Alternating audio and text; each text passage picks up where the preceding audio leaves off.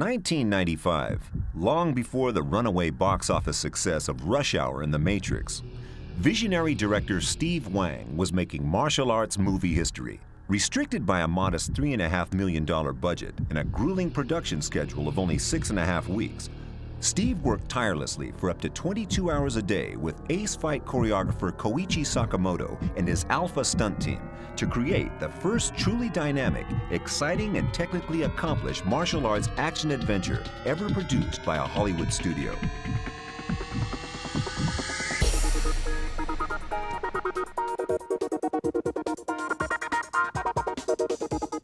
The movie is Drive, starring action superstar Mark Dacascos and live-wire comedy talent Kadeem Hardison. What follows is a candid behind-the-scenes look at the people responsible for one of the most genuinely groundbreaking but largely undiscovered classics of modern action cinema.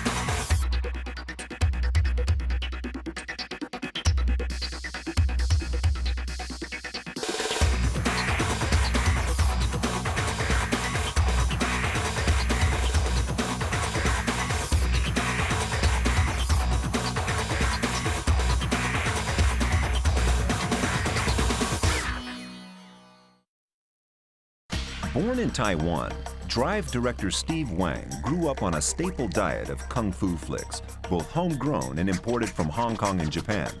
And although he immigrated to the United States at the age of 9, his interest in the genre continued into adulthood. His first movie, Kung Fu Rascals, which unbelievably Steve made for a mere $40,000, is a remarkable debut project and a popular cult hit in many countries.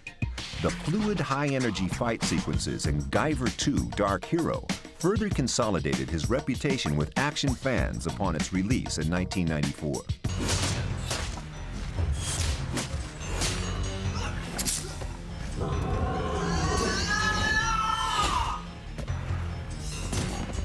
Steve has a distinguished background in conceptual artistry and special makeup effects, having previously worked with Academy Award winners Stan Winston, Rick Baker, and Dick Smith. Steve has sculpted creatures for such mainstream cinematic favorites as Gremlins, Godzilla, and Alien Resurrection. His highly developed sense of visual perception gives Steve a head start over many directors when it comes to the development and execution of high-impact fight action. Producer Mike Leahy recalls how Steve came to be involved in the Drive project. I met Steve Wang through a mutual friend of ours where he showed me a demo reel of some of the work that he'd done in the past. And immediately I knew I had to work with him on something. And we had an opportunity to go to Romania and check out some locations for a sequel to Fist of the North Star. And we realized that wasn't kind of going to fit our timeline, but another script fell into our lap called Drive, which Scott Phillips wrote. And we took that and adapted it to some of the important aspects that Steve wanted in the film, namely Mark Dacascos, who plays Toby Wong, and looking for someone that can have some comedy to bounce off of, and we thought of Kadeem. He'd just done Vampire in Brooklyn, and I don't know if you've seen that film, but he's great in it. I mean, you know, he outshines Eddie Murphy. And Drive fell in our lap, and we went off to now make this Hong Kong epic in Lancaster, California.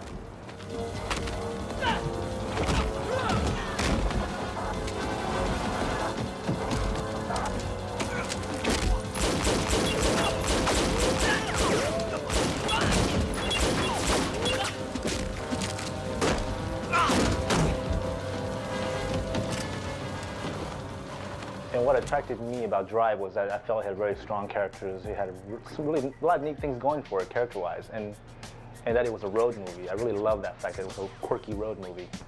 The dialogue was snappy, it was funny, there was some really neat stuff in it. But overall, the structure of the film and the action style wasn't really what I wanted to do. It was more of a car chase, gun battle kind of movies. So I asked him, I said, well, yeah, I'll do this film if you let me rewrite the action sequences to tailor more my taste, you know? And they said, yeah, sure, go ahead. There was like a pretty fair amount of collaboration between me and Steve on the final script. We went through a bunch of drafts together. In some cases, we'd just sit down and work out stuff together. In other cases, Steve would work on things, notes, or actually go over the draft and then give it to me, and I'd work on it again. Like the gravel yard fight in the original script was this run and gun battle in Land Rovers that was just way too much for the budget and the time that we had. And ultimately, I think it came out better, just having more martial arts action in it. What did you do?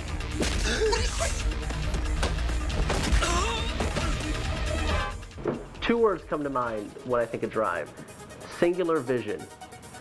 It was a beautiful thing when we all got together at my house for dinner one night in prep, where we all sat down and said, what are we making here?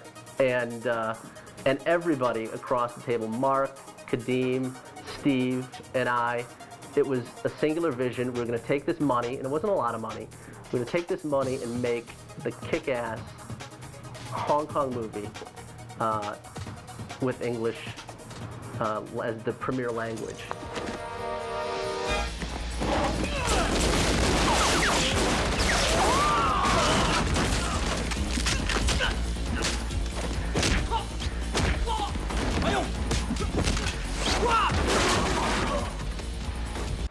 It was just a 6.5-week rush. I mean, I was tired basically the whole time. After the first day, I was tired the whole month and a half. But I've never been so happy and excited on a project consistently all the way through, you know. And I've never gotten so beat up before in my life.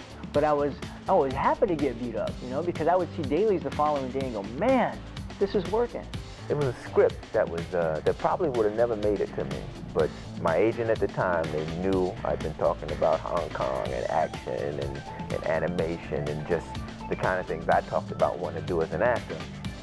They sent me this little script that they said was going to be like, you know, a karate style, and I read it, and I liked the character, and there were things I could relate to, and I saw places where I could definitely boost it up a little bit comedy-wise, but I didn't see, you know, on the paper, you can't read action, you can't read how it's going to look. So they said, if you like it, we'll set up a meeting with the director. Okay. And I met Steve Wang, and actually, I think first, before I met him, they sent me tapes of what he had done. They sent me Kung Fu Rascals and Guyver. And then after seeing that, I was like, oh, I definitely want to meet this guy. You telling me that this guy lives in America? I got to meet him. For me, I've never set out to be an art filmmaker. You know, I've never wanted to go out and say, you know what, I'm going to make Dances with Wolves, or although I personally would love to have done a film like that. My main goal as a filmmaker, at least for now, is that I want to entertain people. I want to be able to take them away from their homes for 2 hours or video or whatever, and to be able to just entertain the shit out of them. And the one thing that Drive proved to me was that I had the ability to do that, and that really meant a lot to me, because early on, from the early test screenings up till the final version of the film, the screening was consistent all the way through. Every single time, the audience loved it. They were howling, they were cheering, laughing through the entire film. The reactions were phenomenal. I've never made a film that got that kind of reaction. Working on Drive as a stunt fight coordinator was almost like someone give you a playground, you know, do whatever you want to do. Because me and Steve work together very closely, and he gives me a lot of control as far as the scheduling, camera angle, creativity for the fight choreography, that we all work together well. I think Drive is strongest in that it's a Hong Kong style action film, so it has those elements for people who really love martial arts action. At the same time, it's got a very nice group of characters. Mark Dacascos, Kadeem Hardison, Brittany Murphy. They're all wonderful together, and the energy on the screen is great. And in a lot of our previous screenings, there was a great response to the interactions just for the characters. So we had a great female response to the movie. We had great people who don't even watch martial arts films, who I know really enjoyed this film for those reasons, because they got behind the characters, they liked the comedy in it, and then the action was, you know, fantastic.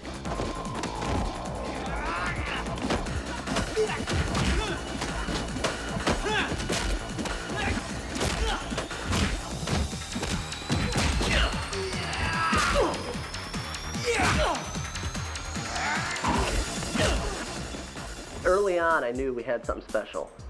Everybody plugged in 110% as far as, you know, working on Sundays, seventh days.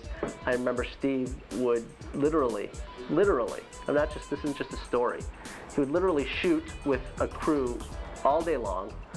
Then we would send everybody on the first crew home and bring a second crew in, keep our main stunt guys, and Steve would work well into the evening. And sure enough, we had a call time the next morning at 7 a.m. with the first crew that had gone home and slept and ate dinner and spent time with their family. And Steve would go the next day, we'd take lunch at noon or 1 o'clock. He would go and sleep his 35 minutes during lunch. And I remember this sad looking guy comes stumbling, you know, the poor PA's got to go knock on the door to wake up this director that's been up 24 hours, you know, sleeping for 35 minutes. And I remember Steve showing up on the set after one lunch. You know, everyone, the whole first crew has gone home, right? So they're having lunch, eating away, and Steve walks out with these big bags under his eyes, just totally lost to the world. But he was a mission, man. He had a singular vision. This is the time we have to make this movie happen from this date to this date, and he just kicked ass, you know, every moment he could. Myself, personally, I'm not a huge martial arts action fan, but watching the way this film was put together and watching the things that Steve did on set with Mark Dacascos, the wire work. Mark is amazing, did virtually all his own stunts in this film. It was amazing to watch for anybody. The acrobatics and the dance quality of the film is really exciting to watch.